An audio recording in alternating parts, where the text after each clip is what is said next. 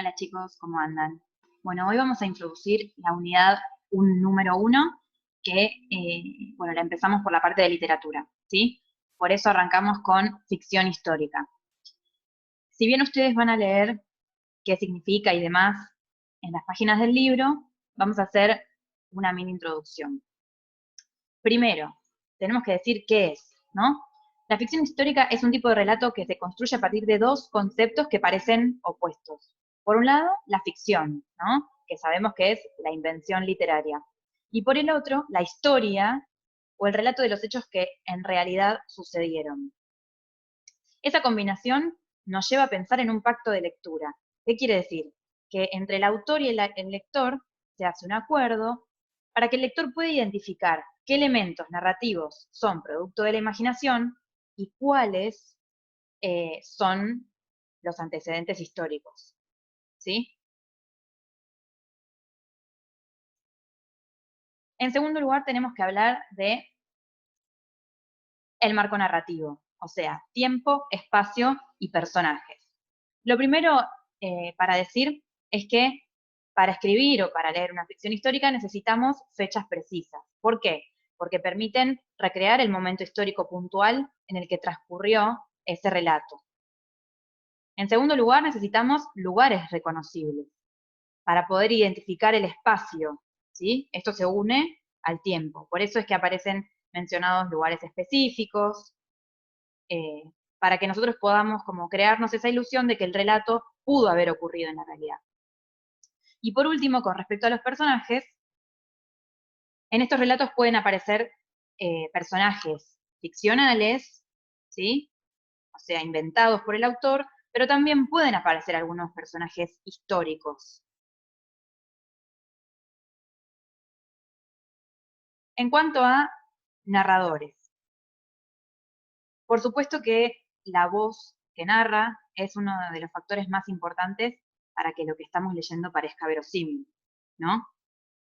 Por eso, este conocimiento se puede transmitir mediante la omnisciencia, o sea, usando un narrador en tercera persona que lo sabe todo, ¿se acuerdan? Ese que es como un dios, pero también puede utilizarse un narrador interno, ¿para qué? Para que los hechos parezcan más íntimos, ¿no? Como si, no sé, un prisionero en un campo de concentración puede narrar una historia, ¿no? Y eso nos va a hacer seguramente identificarnos más con este personaje. Por otro lado, lo que hay que decir es que los relatos de ficción histórica son polifónicos. Esto era que tienen muchas voces. ¿Y qué queremos decir con esto? Que en los relatos de ficción histórica están tanto el discurso ficcional como el discurso histórico. Si bien no los tenemos que confundir, ¿sí? Tenemos que siempre remitirnos al pacto de lectura que hacemos con el autor al principio de la lectura, ¿no? O sea, antes de empezar a leer. Por último, para que este relato, este tipo de relatos parezcan más verosímiles, ¿sí? El autor tiene que recurrir a fuentes históricas. ¿Para qué? Para conocer en profundidad la época sobre la cual va a escribir, ¿no? Por eso es que puede describir procesos históricos, analizar episodios relevantes y después seleccionar qué personajes reales van a entrar en su ficción. Además, esto que le va a permitir crear personajes que tengan sentido con la época y situaciones que puedan parecer verosímiles en ese contexto, ¿no? Por eso es que siempre los autores tienen que acudir a fuentes históricas. ¿Cuáles? Por un lado están las fuentes primarias, es decir, pueden ser orales o materiales, ¿sí? Escritas, que pertenecen a la época en que se desarrollaron los hechos. Esto pueden ser, no sé, documentos, cartas, memorias, diarios, grabaciones, entre otros, ¿no? Y también el autor puede recurrir a fuentes secundarias, que son por lo general escritas y son trabajos de historia, como libros o artículos de divulgación. También algunos documentales, ¿no? Visuales.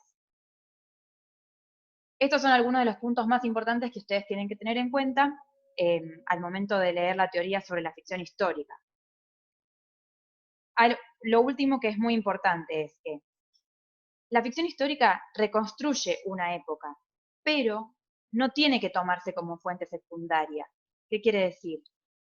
que tenemos que recordar siempre que lo que estamos leyendo es ficción, ¿sí? Aunque el límite entre la realidad y la invención sean a veces difusos. Por hoy nada más, nos vemos pronto, ¿sí? Les adjunto la tarea.